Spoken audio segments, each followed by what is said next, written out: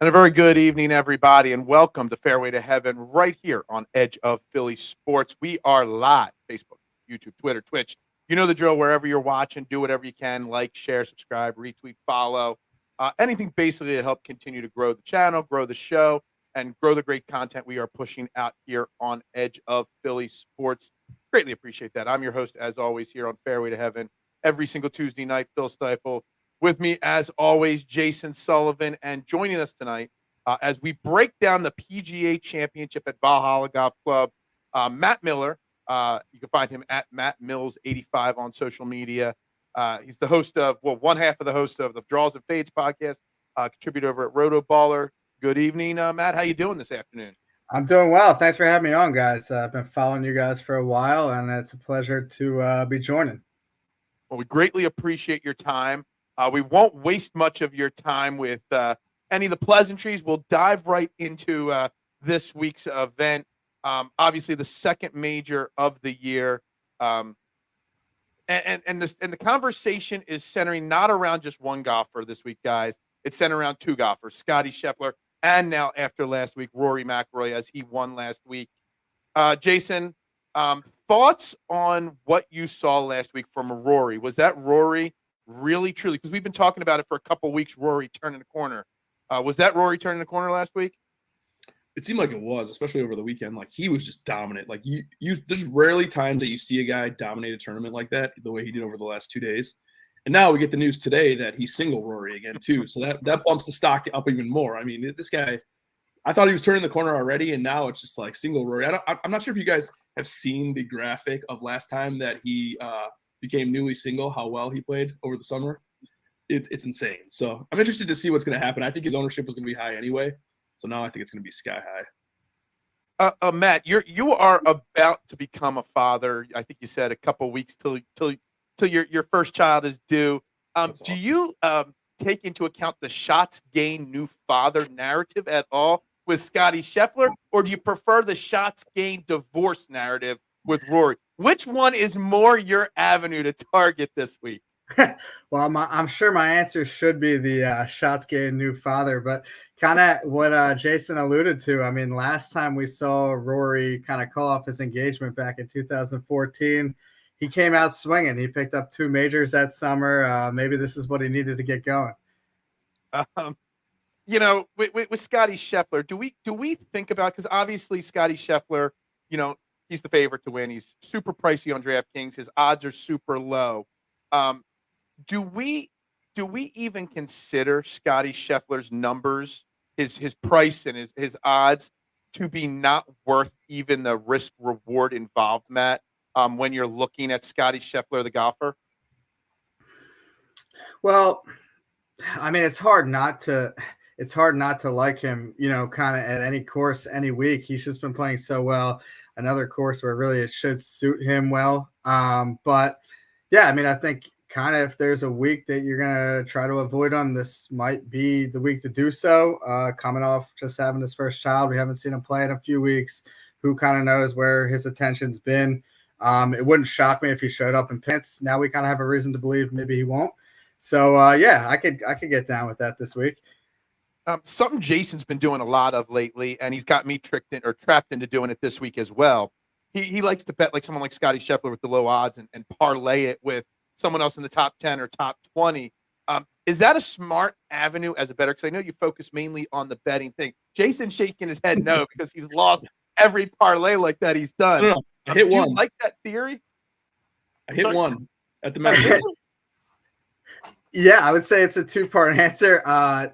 Probably not smart, but I've fell victim to it as well. I definitely like to see those odds boosted if you can get them. So I've definitely done that before. But yeah, I would say probably not the smartest thing.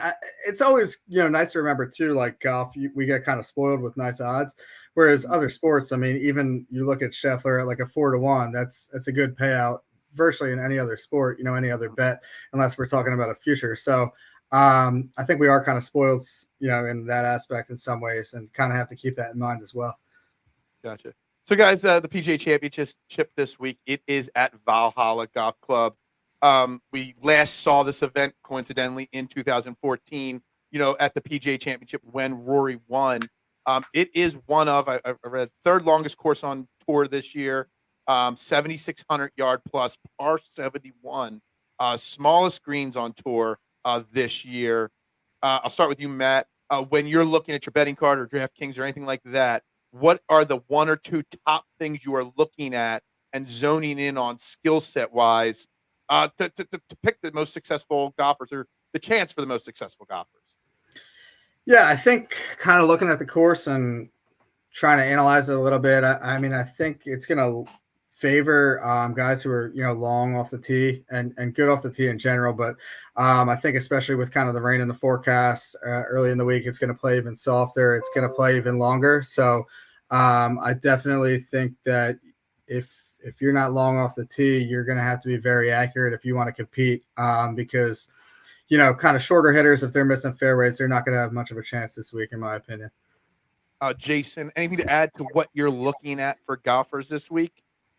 Like you guys said, I mean, it's just a super long course. So I'm looking at a lot of approach play from 175 and beyond, especially over 200 yards. I mean, it's a bomber's course. You're going to have to bomb it. And like Matt said, if you're not going to bomb it, you better be damn sure that you're hitting every fairway and your approach game is right on because it's a tough course. I mean, like you said, super, super long course. We haven't seen a course this long all year. And it's just like you have to be locked in with your long irons.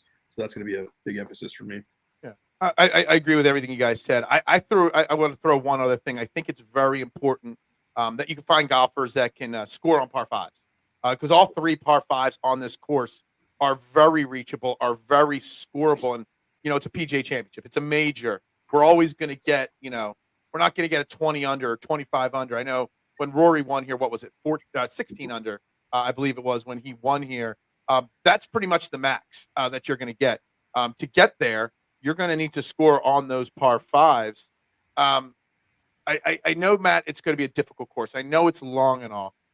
But do you tend to still, because this is something we had brought up a few weeks ago with a guest we had on the show, you still need golfers that can score, that could still, make a birdie, save bogey, or save par from getting to bogey. Do you take into account, even on super difficult courses, scoring opportunities with these golfers? Yeah, I think kind of looking at what it's tough because it's been a long time since Rory won here, but I think even looking at what he did, it's not going to be one of those courses like we saw at Southern Hills a few years ago where a guy's going to win at -6 or something like that. You're probably going to see a double-digit winner. So, like you said, I mean, I think taking advantage of the par fives is important, but I think there's also going to be other kind of birdie opportunities out there for these guys. Not to say all week, but I think you're certainly going to need guys who could do that. I don't think you could play, completely defensive this week and have a chance to win. I think you're going to have to make some birdies. Absolutely. This week also, it's the second major. It is the second time this year we have seen LIV golfers get involved and mix it up with the PGA Tour guys. This event, we've actually had 7 or 8 invites from the PGA Championship, 2 golfers that weren't qualified for it directly from the LIV Golf. Matt, I want to start with you on this because you do cover LIV Golf. Do you like the idea of these golfers getting the exemptions, getting the invites versus earning it in from, I know we've seen some guys play like DP World Tour events and other smaller, tours across the, the world to get their points and to get their world golf rankings up. Do you like the invite for some of these guys, or do you think they should find a way to earn it? Yeah, I think it's kind of a 2-part answer. I mean, I guess we'll start with kind of the guy who Taylor Gooch, who, I didn't say his name. Yeah, I'll say it. I think I think that he's good enough to be in this field, but I don't really necessarily respect the way that he went about it. He kind of knew that he wasn't qualified. The guys who weren't qualified knew that. I have a lot more respect and appreciation for a guy like Joaquin Niemann, who played in a lot of these events in, the offseason or went and played on the Asian Tour to try to get the points to get in here. I appreciate that method a lot more than just kind of sitting back and hoping for an invite. Gooch got his, so now it's really time for him to kind of back it up and have a good performance. Otherwise, I don't think he's going to see, too many more coming his way. Jason, do you have anything to add? Do you like the invites? not counting Gooch, because obviously nobody other than I guess Taylor Gooch being the invite, it's good for ratings because somebody there are going to be people to watch to root against him. It but is Jason, good for yeah, it's good. It's good for ratings for sure. It like Matt said, it's put up or shut up time for him. I mean, he pretty much just complained his way into an invite. So it'll be interesting to see. He was so good last year on LIV. He's kind of not been the same golfer this year. So I'm probably most excited to see him this week and just to see how he does. But I mean, obviously, anytime we get all the best golfers in the world together, it's a good thing for everybody. Yeah, absolutely, 100%. All right, let's dive into the card. Let's dive into the board. I'm starting on the DraftKings board pricing wise. I know the odds are different, Matt. Obviously, we've mentioned Scottie Scheffler and Rory McIlroy, but also in the top tier board, which on DraftKings is 10K and above. You've got a who's who of golfers. You got John Rahm from LIV, Brooks Koepka. You got Xander, who broke my heart massively last week, collapsing at the end. Oberg, who's coming off the knee withdrawal, Morikawa, Cantlay.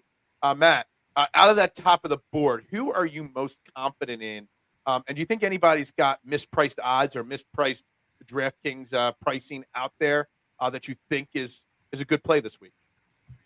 Yeah, I mean, I guess looking at this, I mean, they're all good options. That's why they're up there, right? One guy I definitely like this week is Brooks Koepka. I think he had a pretty disappointing showing at the Masters.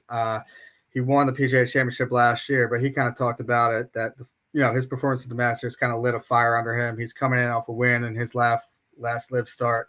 You can kind of make of that, what you want, but a win is the win. Kind of no matter where you tee it up, you have to be in good form to win. I definitely think that he's going to show up and play well this week. He's probably, in my opinion, he's the top LIV guy in this field at the moment. So just looking at this pricing, I would probably have him ahead of John Rahm on my list. So I definitely am going to, I would go with him up top. And I want to follow up that. First off, LIV golfers, I've noticed the guys that played in the Masters seem to be having the last two events after the Masters on LIV. Most of them have played really good golf, almost like Brooks had a fire lit, but the rest of the guys, Bryson has been okay, but the other guys have all played. Neiman has played really well. A lot of these guys have played really well. Jason, Brooks, if he would win, it'd be his fourth PGA. It would be his sixth major. I mean, what's the bigger narrative right now? Is it Scottie and his fire how he's playing? Is it Jordan Spieth, an underrated, narrative of him completing his Grand Slam? Rory, getting that first major winner. Brooks getting a sixth major, to me, guys, feels like that takes you from elite category to super elite category when you win your sixth major. Jason, do you think that that's even, part of the conversation this week, that how big of a deal it is for Brooks to get to that sixth major championship? I think so. I think the biggest storyline to me is that versus and Rory. Like, can Rory get his fifth? Can Brooks get his sixth? And I mean, I think everybody in the world would like to see it come down to those two guys. How great of a Sunday would that be if those two guys were teeing it up against each other? Though I don't know. Going back to your first question a little bit, I think that DraftKings might have gotten it wrong on Brooks's price. I feel like he should be a little higher. I mean, the savings that you can get on Brooks from the top two guys, Scottie and Rory, is just crazy to me. Like, I mean, what does this guy have to do to be priced higher? 10-8 just seems like a steal for him, which I think will be reflected in his ownership a lot this week. But I think that's a storyline everybody wants to see. I think Brooks contending on Sunday gets everybody fired up. Absolutely. Also in this upper echelon of players, Ludwig Oberg is obviously getting priced in odds. For a rookie, for a guy that doesn't have a heck of a lot of experience yet on tour, I mean, he's being priced up there pretty high, and his odds are really low, but he's coming off of the withdrawal for the knee. I haven't really read much or seen much. I saw one report from somebody at the Tuesday or the Monday practice round that he was grabbing at his knee a couple times. Do you guys, before the knee withdrawal, he was probably going to be one of my top plays this week. Probably would have bet him outright this week without any hesitation. I don't like people with injury issues. I don't like to get in. I don't get in on Hideki whenever there's even a sniff of a bad back, anything like that. Matt, have you heard anything, Matt, about Oberg and his knee? And would you feel confident putting him on your card in any form whatsoever? I don't know the extent of it too much. If there's one thing that is kind of lacking, I guess, in the golf community, they don't do a very good job with the golf injury updates. It seems like even when we hear something about Hideki, he comes out and wins anyway. So they don't really seem to get the injuries right too often. It is always concerning to hear about that. I agree with you, and the course should fit him perfectly if he's healthy. He's obviously coming off a good performance at the Masters. There's a lot to like about him, but I do get scared of injuries as well. I think it's hard enough to win a golf tournament as is. Toss in, the element of him not being completely healthy. I'd probably go elsewhere. But if he is healthy, it's a good fit for him. Jason, anything on him? Do you? Yeah. Are you scared? Are you? I know you get burned on injury withdrawals all the time. Are you scared? One time. Well, that's the most recent time there is. So yeah. No, it's concerning for me too, and it's funny that you said you saw that he was grabbing his knee a couple times. I think the report that I saw said between the first hole and the second hole, he touched his knee 17 times. So that makes me think that there's something. He also hit. I saw that report, and that report said he hit a laser right into the middle of the green, and within 6 he's still an absolute stud.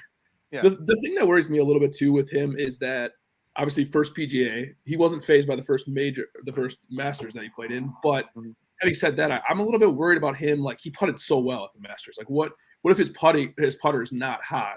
I mean, he's going to rely on, which he's a bomber, and he can obviously smoke the ball off the tee. So it's not a huge concern, but having it be his first PGA too is a concern for me. So I'm definitely not on him this week. Gotcha. Guys, I want to bring up one name in the top tier that we're not going to talk about much because I don't see a lot of people talking about him, and that's Colin Morikawa. I watched a lot this past week in the Wells Fargo, had a little free time, and I loved seeing, I was watching because I had a lot of investment in Xander, a win, a top 10 bet, a lot of DraftKings lineups with Xander. But I got to see a lot of Colin, and I know Colin has been kind of down over the last, year or so with his game. His iron play hasn't been precise. What I saw, especially in round 2 and 3, when I watched a lot around 2 and 3, it looked like he was striking the ball pretty well. And I know he's not the longest hitter, but when he's precise with his irons, he could do everything else. He could scramble well. He could score well. Am I crazy to want to center a lot of my lineups and a lot of my bet? Like, the first bet I made was Colin Morikawa on Monday morning. I didn't even do a model. That was just the first thing I did. I went, saw his odds, didn't care, click bet on it. Am I crazy for that? Jason, do you want to start on this one? Well, Jason tells me I'm crazy all the time. So you are crazy, but that's more for the Xander side of things. No, I don't think it's crazy. He has a PGA championship under his belt. He does look better, and I think that's the biggest point is that his ball striking was god awful for a long time, and it's been better. And especially last week, it really showed. So I don't think you're crazy. No. Matt, am I crazy?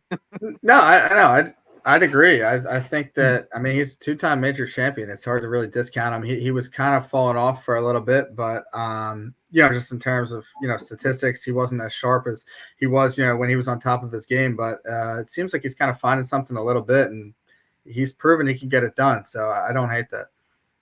We have our first real question of the day from Steve. He says, "What's up, guys? Patrick Reed is my live guy this week. T12 at the Masters. His ownership will be low. What do you guys think?" I knew someone would ask about Patrick Reed, and Jason knows I love the bad guy. I always root for the people that everybody hates.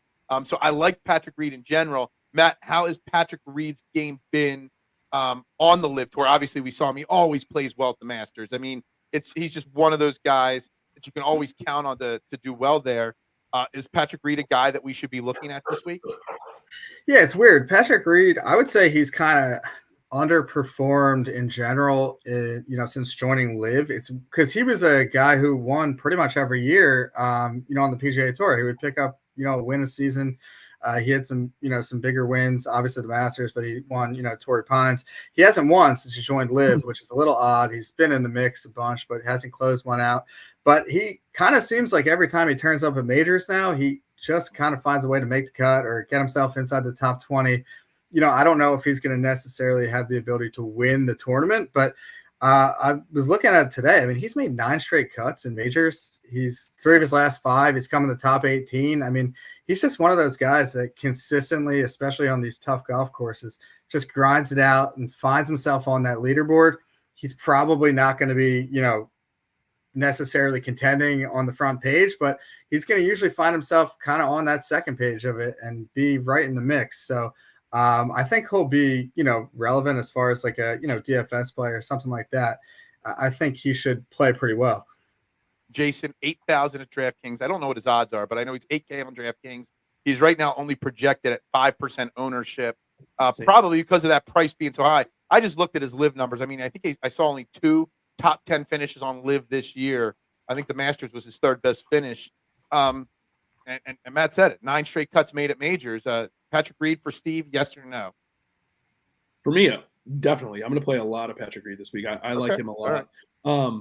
I just feel like pretty much what Matt said, to just kind of echo that, is like he's always been kind of like the big game kind of player. Obviously not, he's like a very poor man's Brooks Koepka. But like, I mean, his Masters record's solid. His PGA record's actually really solid too.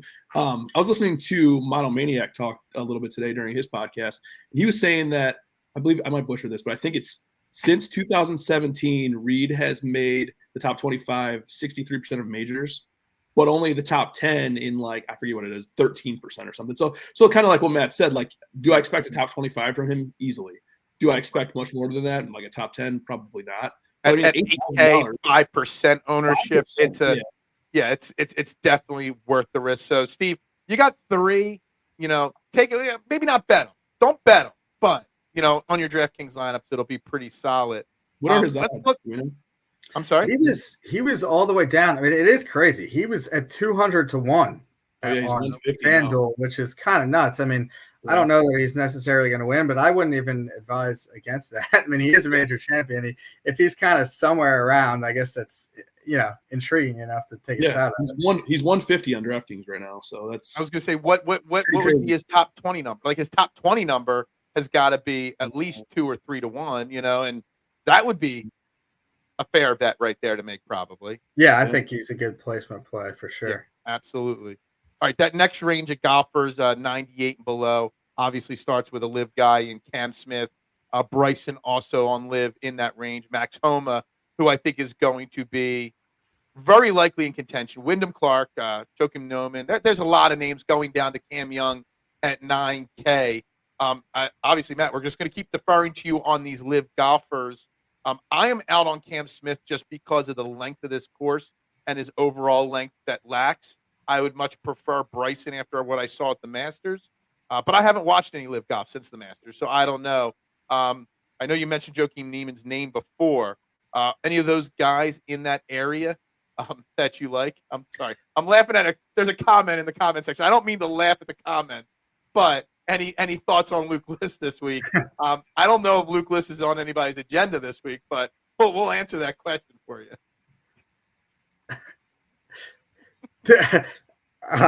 Which one do you want me to go to? The 9,000. We'll get to Luke List in a little. We'll get to the Luke List question in a little bit. Talk about those top guys right there.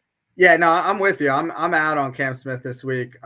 He's not super long, and he's also not super accurate either. So I just don't really think it's a good combination for him at this course.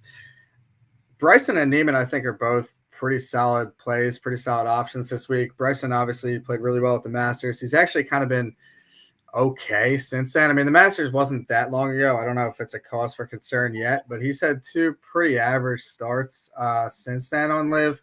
And I mean, Australia, I don't think that course was necessarily set up for him, but I thought he should have played a lot better in the last event. It wouldn't necessarily scare me away. I think this course is perfect for Bryson.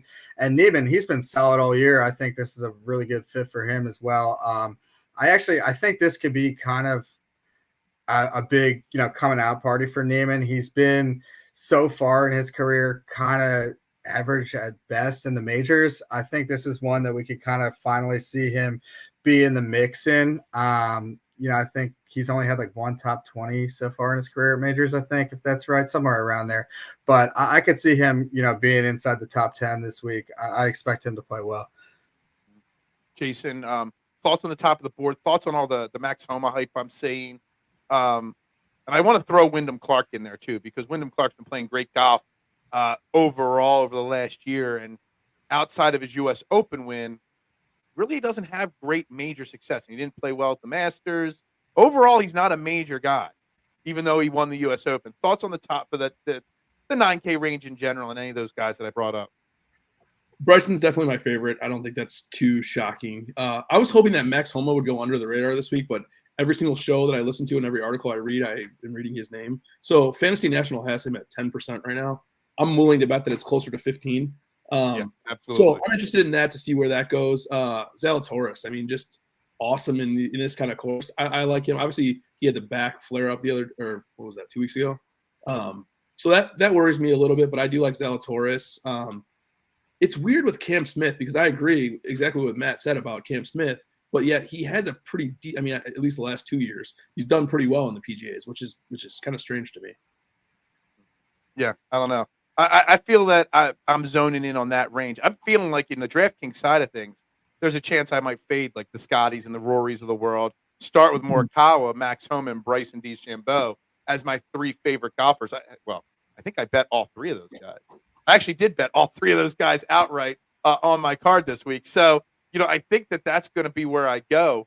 I'm really curious. I'm not going to bet him. I'm probably not going to play him DraftKings a lot, but I'm really curious to watch Wyndham Clark because I think Wyndham Clark needs another at least successful, not necessarily win, but successful week at a major event to kind of justify that U.S. Open victory. Matt, thoughts on that with Clark and that in general? Yeah, I mean, it is kind of strange because, I mean, I've kind of fallen victim to it too. I feel like Wyndham Clark he kind of gets slept on a lot because last year he kind of came out of nowhere. He won the U.S. Open. I definitely was not expecting him to do that. But even before that, I mean, he won the Wells Fargo. This year, he picked up the win. It was, the shortened event at Pebble. But he kind of he has continue to play well at these big events, and I kind of feel like he just kind of falls under the radar because he before last year he didn't do a whole lot, but since last year he's consistently been in the mix, in these big events. I guess not really at the Masters, but I feel like maybe myself included, we should be giving Wyndham Clark a little bit more respect than he tends to get week in and week out. Yeah, we talked about at our kickoff show, Jason and I, that Wyndham Clark was most likely to disappoint after a hot, 2023. And we both have swallowed our pride on that and said we were wrong about that.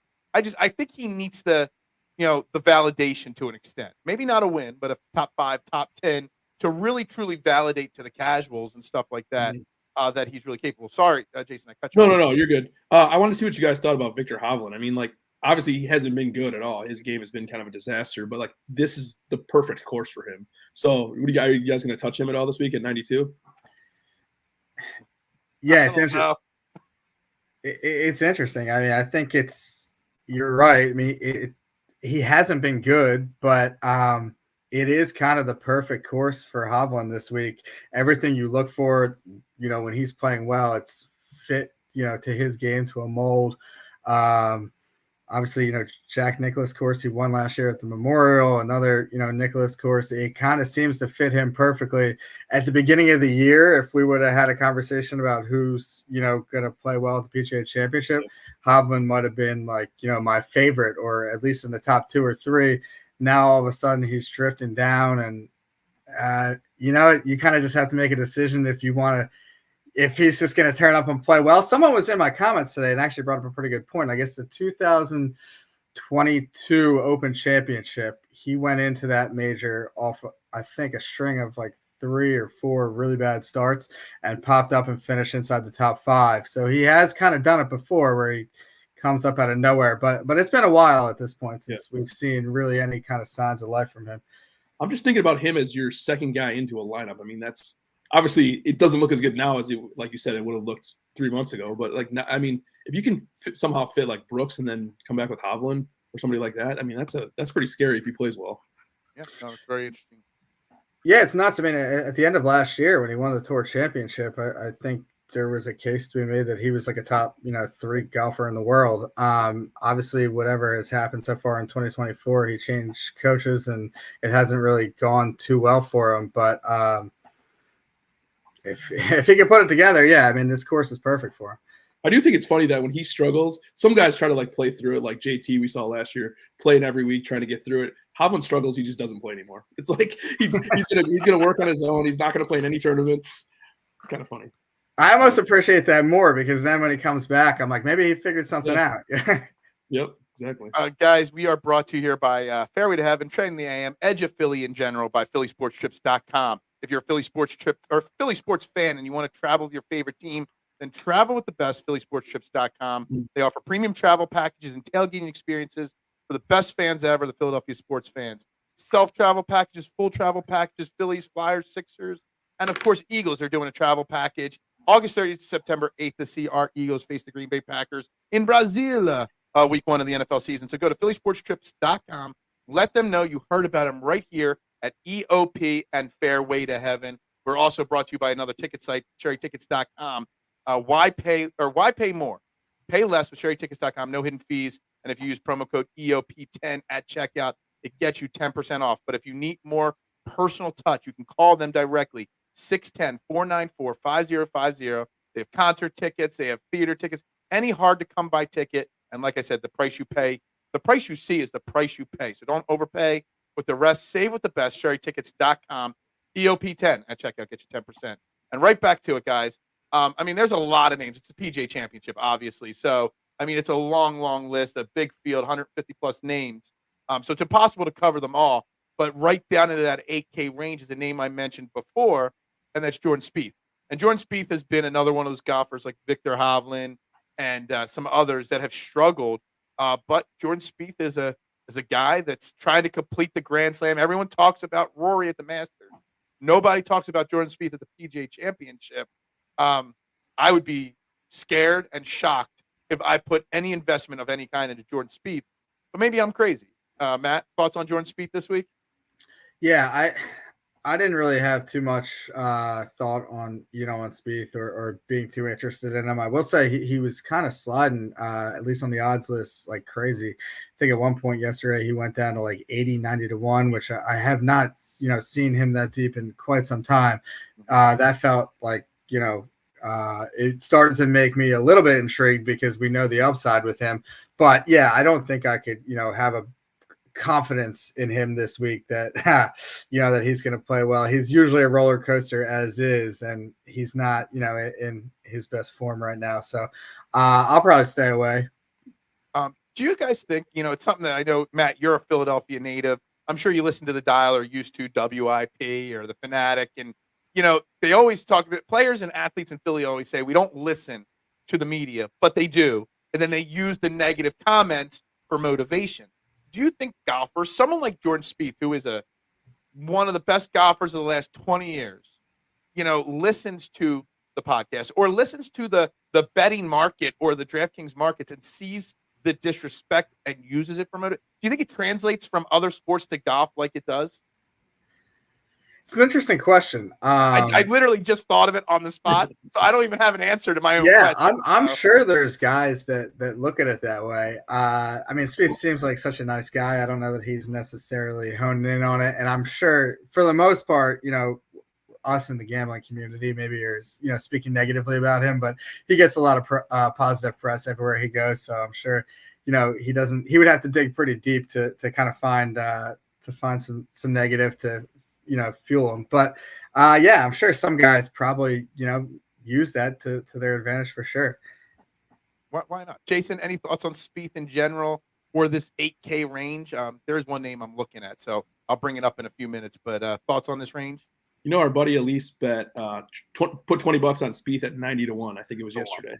So yeah, I mean at 90 to 1. I think she pretty much bets Jordan Spieth every single event he's in, right? She does. But no, for me it's definitely a no-go. I mean, he's just been so bad. I mean, there's like 2 rounds where he just absolutely loses it. And like you said, we want him to play well. I feel like it's good for golf when he does play well, but it doesn't even seem like he's anywhere near close right now. So it's a no-go for me. There are some names in the 8K I really like though. Fleetwood just seems like any major, especially when the course is tough. I like Fleetwood. Hideki, this just seems like the perfect course for Hideki, honestly. Obviously, the back injury worries me a little bit with him. But I am going to still play him. Hopefully he's healthy. And then Terrell Hatton is another one too that has a pretty good PGA record. So I like him too. I want to throw one other name in this range to you guys. And I know he's been off this. Well, I shouldn't say off because he does have a second place 2 months ago and, a couple top 10s and 15s this year, but a lot of inconsistency. But he has fared well throughout his career at PGA Championships, and that's Tony Finau. I kind of feel like on the DraftKings side of things, the DFS side, you want to play a 20% Scottie or Rory, and then you throw a Tony Finau in there who has really good success at these types of events. He can do all the traits that you need to succeed here at Valhalla. It's another question for both of you. Matt, you go. Am I crazy for liking Tony Finau as an option with the thought process that it probably isn't going to be better than a top 10 or 15, but, as a guy that you can really play with? I'm not crazy high on Finau this week, but you guys are more of the DFS guys than me. I'm more of like a gambling perspective. I don't know what his ownership's going to be. I do feel like the pendulum is starting to kind of swing the opposite way on Finau, where he used to just be this crazy popular guy that everybody was, all over every week, and now it's kind of getting to be the opposite. So I don't know if there's an advantage you could play on that, but I'm probably out on Finau this week in this range. I would I kind of agree with Jason where I think that Hideki could be an intriguing play, this week. There's the back concern, obviously, but we've seen that from him before, and then he comes out and plays really well. And, I mean, Hideki is pretty far down for a guy. He won a few months ago. It's not been that long since we saw, life from Hideki. So this is a good course for him. He's someone I could be intrigued in this week. Even in a no-cut tournament, I'm not taking George Spieth. There you go, Steve. I like that. I like that a lot right there. Love me some Finau. So we know Bill. Welcome to the show, Bill. Make sure you hit the like and subscribe button. We're here every Tuesday at 6:00. You asked about Luke listed Tony Finau. That is going to be one of the most I guarantee there's no dupes on your lineup if you build a lineup with Finau. Listen, not even team no putt, team negative putt, whatever you want to call it. Negative putt there. Yeah, exactly. I do want to get in this 8K range. One other name from Matt. He obviously was a very popular live name at the Masters. He missed the cut at the Masters. I just looked, finished 7th at Singapore in his last event, but didn't perform well in the first event after the Masters at Adelaide or however you say that, Australian is it a city, a state? I don't know. But that's Dustin Johnson. Dustin Johnson, another one of those live guys, multiple, major winner, a guy that used to be one of the best golfers in the world. $8,000. I don't know what his odds are, but they got to be below 40 to 1, 50 to 1 at this point. Is Dustin Johnson in bad form on live, or does he just not what is the deal with Dustin Johnson at this point? Yeah, it's interesting. I mean, so to answer your question, his odds have drifted, at least on FanDuel I checked today. He's all the way down to 90 to 1, which seems like a massive overreaction to kind of what's going on with him. I think he's at the stage of his career. He's obviously on the backside, but I think he's at the stage of his career where he's just no longer that consistent guy that is going to come inside, the top 10 in every major anymore, or be in the mix like we saw 4 or 5 years ago. But he still, I think, has it in him to have a run or two left. I kind of prefer him more from a betting perspective than maybe a DFS, because I could see it going either way with him. Like I could see him being in the mix on the weekend, or I could see him missing the cut. But like you mentioned, I mean, he's coming off a 7th place finish in Singapore. He was 3rd in the field in total birdies. So, it's not like he's playing that bad. He won a few months ago. I know it was February. We're now approaching the 3-month mark, but it's not like we haven't seen anything from him all year. There's been some signs there. He hasn't putted particularly well. He was a little better in Singapore, but he's another guy who should be theoretically set up well for this course. I definitely I'm going to bet him at that number. Like I said, I don't know if you would trust him necessarily in a lineup, because I could see it going either way with him, but I think the upside is definitely still there with DJ. Jason, let's rapid fire here because we're already 40 minutes into the show here today. 7K, 6K. Just give me 2 or 3 names that we haven't mentioned yet as we get lower down the board that you like, and we can just give some opinions on those names. 7K range, Benny Ann's my favorite. Just seems like he's a different golfer than he was in the past. So I really like him a lot this week. And then my boy Sepp Straka. You know how I feel about Sepp Straka, but this guy just like it's kind of underrated how good of a player he is. He can't putt at all. We know that, but he just seems like the harder the tournament, the harder the conditions, the better he plays. So I think he's a huge value at 73. Any other name? I mean, I haven't seen your betting card yet, Matt. I'm not even sure if you put it out there yet. I'm sorry. Any names on the long shots? Because the mid sevens and down, that's when you're getting to the long shots. Where they really don't have much of a chance to win these events, especially majors. Any names that you really like, think could be in contention, at least for placement bets in this bottom range? Yeah, I don't think I'm going to take anyone out right down here, but two guys that I thought would actually probably set up well for this course, and in my mind, is Kurt Kitayama and Keith Mitchell are two guys that I kind of had. I mean, Mitchell's just kind of long and straight off the tee, which is sort of what, exactly what we're looking for this week from a bomber perspective. He's been hitting his irons pretty well too. And then Kitayama kind of seems to always pop up nowadays on these kind of longer, tougher courses. I mean, we think about Bay Hill, last year, and he kind of just seems to be one of those names that floats around the leaderboard. I don't think he's going to necessarily win a PGA championship, but it wouldn't shock me if, he came in the top 20 or something. And I'm looking right now, he's all the way down at, 6,500. So I think that he's a name to keep in mind, deeper. Kurt Kitayama. Mitchell's on my list, except for the fact that ownership-wise, again, not your strength there. He's going to be probably the most owned guy below 7K. So I think everybody's on Keith Mitchell. So I think Kurt Kitayama is almost like the perfect, counter to Mitchell there. I'm just, you know what, this was just because I just hooked up my basement TV since moving right before we went live. And I had the 2014 PGA Championship on the TV here before we went live. And I saw Ricky Fowler in contention. So now I'm sitting here thinking maybe I need to, since it's Valhalla again, maybe I need to consider Ricky Fowler 10 years later. But then I just looked at what Ricky's been doing this year, and it's been completely atrocious. So do you take into account, guys, this week at all, any of the course history from Valhalla from 2014? I know it's a different course. It's longer. But the golfers like Rory and Ricky, the guys that were here 10 years ago, they have a firsthand knowledge versus somebody like Sahith Tagala, who I like, or, so Wyndham Clark, who we talked about. You think the course knowledge from 10 years ago plays into account with these guys at all? Not for me.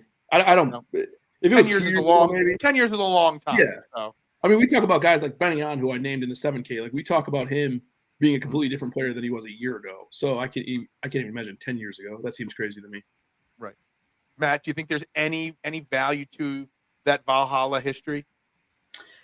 Yeah, I'm with Jason, I guess. I mean, it always helps to see a course, but it's they've made a lot of changes since then as well. I think there's 5 different tee boxes now. They've extended the course lengthwise, new fairways. So a lot of changes too. I think there's, I'm sure some knowledge comes into play and helps a little bit, but I wouldn't put too much emphasis on it.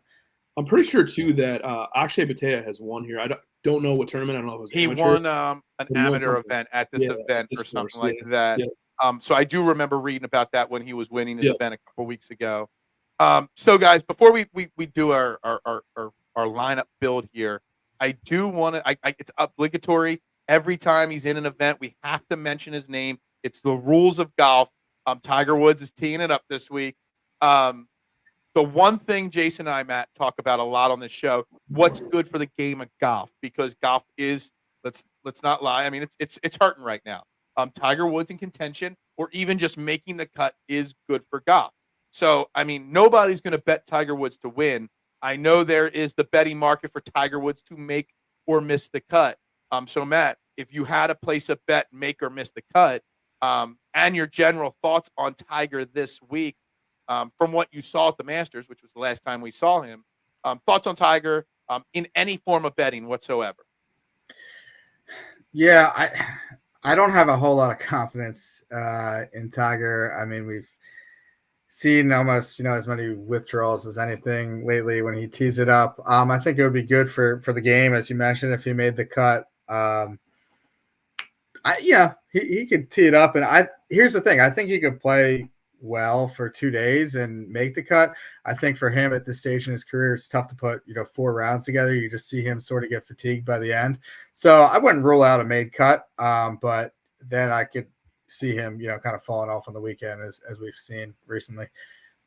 Again, as someone that has a similar leg injury, I just cannot imagine walking 7,600 plus yards no matter what the elevation changes are. That is one long trek to walk 4 days. So, Jason, your obligatory Tiger Woods comments of the week.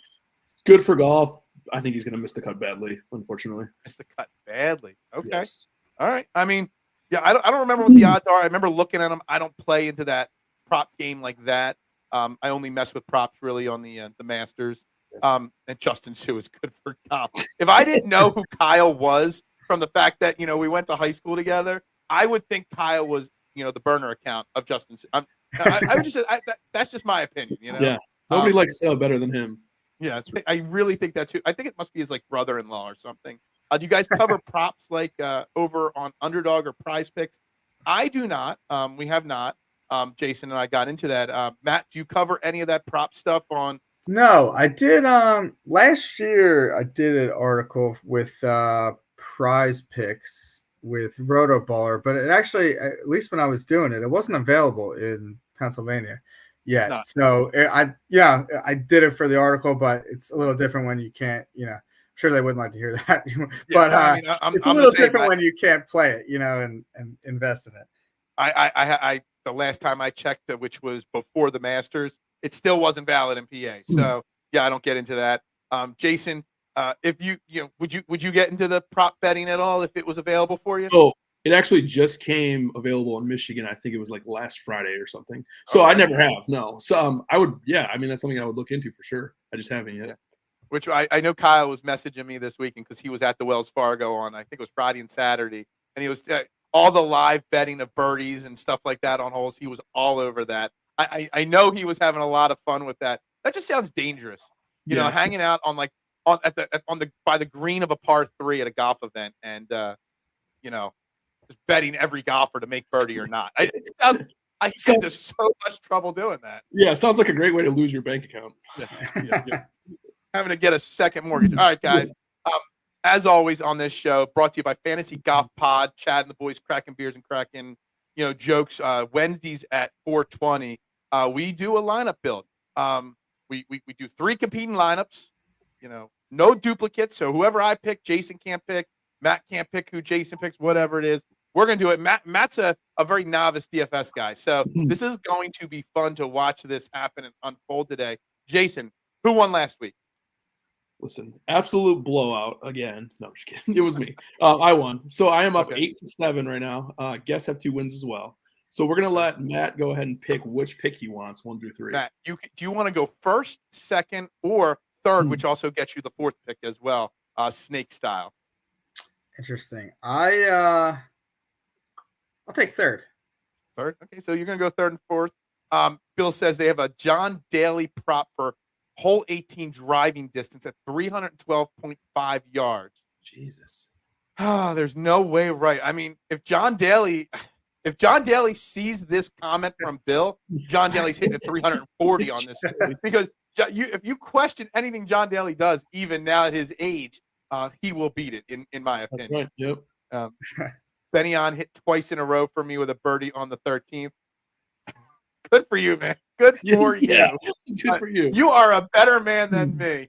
So, Jason, if Matt's going third, who's first and second? Then you're going to go first. You're going to go first. Okay. Yep. All right. So I'm going to go first and be very simple. Go with my pick to win this week. Out of all my bets, the guy I think wins this week, gets over the major hump and wins his first major is Max Homa. That's my favorite everything this week is Max Homa. So, Jason, you get to go second. So I'm going to go opposite strategy. I'm going to go down the board. I'm going to go Denny McCarthy with my first pick. I do like Denny McCarthy, especially if it turns into a putting contest on a DraftKings side, maybe a top 20 or top 30 as well. Matt, so you get to pick 2 golfers here. I am going to go with Joaquin Niemann. Mm-hmm. And I'm going to take Patrick Cantlay. Patrick Cantlay, a name we did not cover and talk about. And I promised myself I would keep him off of all DraftKings and betting cards for the rest of my life. But yet, as I keep looking at everything, I keep shaking a little bit and thinking I need to add his name onto my board somewhere. I have big expectations for him this week. We'll see. I mean, if he disappoints me this week, I might have to kind of fall off entirely on him. But I think this is a good setup for him this week. I have high expectations. Jason, real quick before you go next, I know you're a Putnam guy sometimes. Yeah. Steve is asking about Andrew Putnam at 5,600 this week. He's been really good, honestly. He's one of the guys that I have as a maybe right now for me in DraftKings, but he's been really solid lately. So I'd say in the 5K range, probably my favorite 5K guy this week. Okay. Favorite 5K guy. I don't even know if I have a favorite 5K guy this week. Really, honestly, the first time I've ever said that before, but yeah, he is. I'm gonna go. I was while you were saying that, I was like, the last 2 times he played at the PGA Championship, he missed the cut. He's got a 59th and a 78th his other 2 times. So not great PGA history for Andrew Putnam. So it's probably a no for me. Go ahead, Jason. I'm gonna go Sepp Straka. I'm going low again. Going Sepp again there. Okay, gotcha. I'm gonna go with my next 2 picks, which now since we're in the snake and I go twice here. I'm gonna go with a name that I'm gonna go with my next 2 picks. He says. I know exactly where I'm going with this here. A name Matt mentioned that I love this week. I think is going to really play well this week. It's Kurt Kitayama at 6,500. And down lower in the board, another name that I love this week is you said Denny McCarthy already. Siwoo Kim. That was the other name I was looking at here, lower on the card that I like a lot this week. I do see a lot of people talking about Siwoo Kim, so keep an eye on his ownership this week for people that are out there paying attention to that right now. All right, I guess I'm going to do it. I'm going to go Brooks Koepka. Brooksy. Oh, man. I'm so torn on the top of the board still, guys. On betting, on DFS, I still don't know which way to go. I really don't. Matt, you get to take the next 2 now on your card there. Okay. I was going to go. I'm going to take Keith Mitchell. Keith Mitchell. There you go. Killer Keith. I like it. Killer Keith. Right. You get one more. I will take. We talked about him a decent amount tonight. I'll take Patrick Reed. Patrick Reed. It's a great pick. I don't care what Matt play or who he picks. I'm putting them all in my pool, and I'm copying your lineup in another event. Just so you know, Steve's saying I've used Scottie like Christian McCaffrey. Yep. You play him, so you always need the 5 or 6K guy to go with them. All right, so that's why you take Putnam then. There, if you're playing Scottie, then you go Putnam, and it works out for you. Jason, you're back up. I'm gonna go my man Steven Yeager. Yeager. I don't think we mentioned his name. I like him today. a lot. Yeah, like him in general. He's definitely a different golfer, a guy that's really changed over the last year or 2 with his game. Yeah. It's me on the board, right? What am I at? 8,700. Let's see what happens if I do that. Yeah, I think we'll pass on that. We're gonna go with another name I like a lot this week, obviously, and that's Colin Morikawa at 10-2.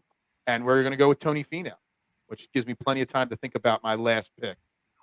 I know everybody's off on Tony Finau. I'm trying to be different this week on the DraftKings side of things.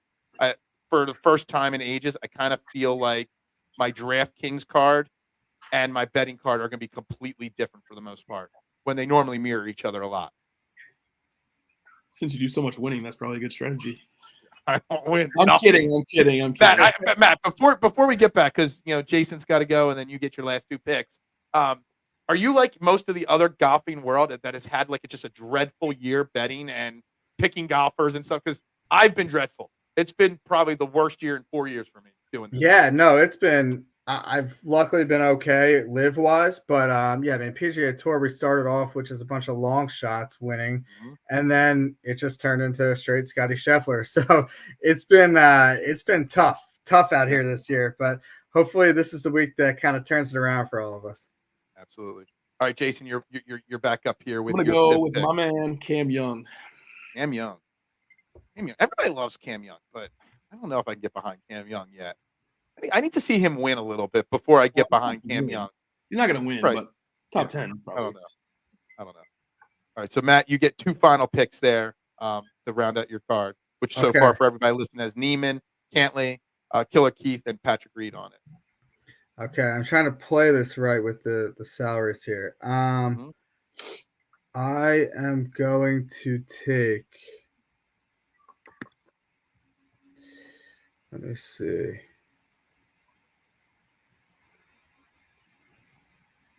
All right, I'm going to take a shot down. Hold on a second. It's tough when you're doing this live on the air and not thinking about it, is it not? Yeah, I'm trying to play the numbers right here. All right, I'll take someone further down to give me kind of more ability up there.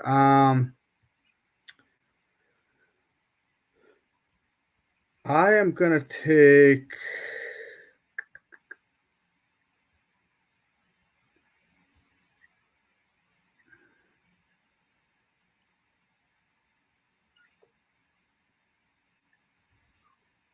All right, I'm gonna take Adam Scott.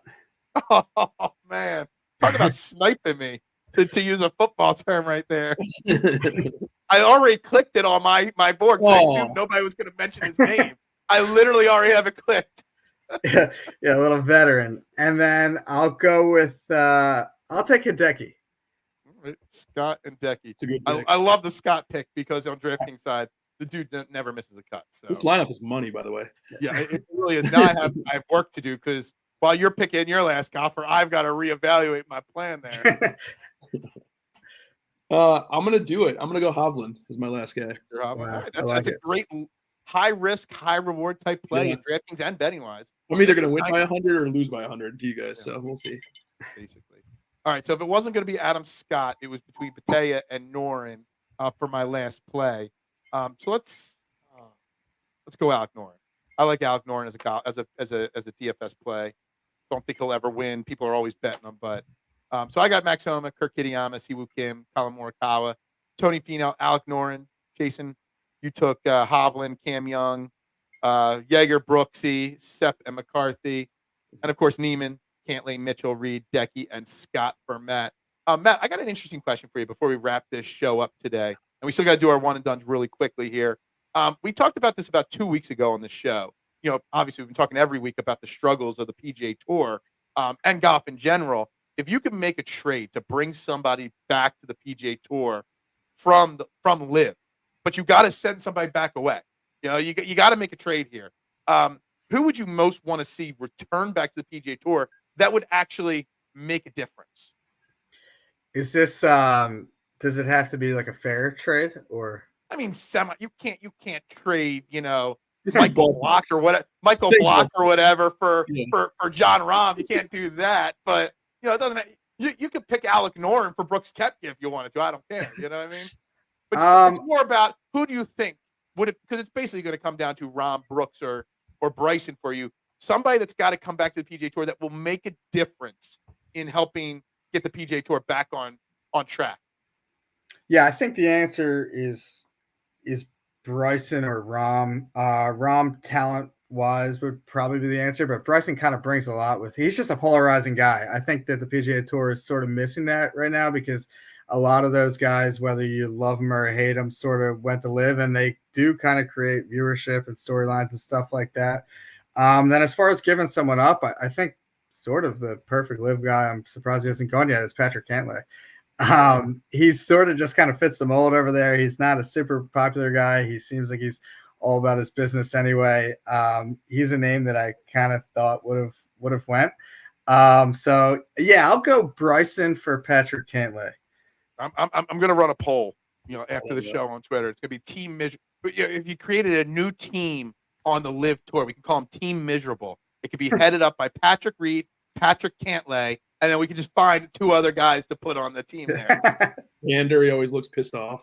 Yeah, absolutely. Team Miserable. I've already coined the phrase. You know, LIV has already stole Fairway. You know, Matt, you're in with LIV. Have you messaged your bosses at LIV Golf about them stealing the name Fairway to Heaven for their podcast? I will say, when I saw that, I knew right away that it was they straight took it from you. They straight ripped us off, and I've called them out on social media like 100 times, and I've gotten no response. No LIV bots have even come at me. Nobody's come at me when I call them out on it. So yeah, you think they'd toss you at least some, you know, free apparel or something? Give me something. Jason, where are we with our one and dones?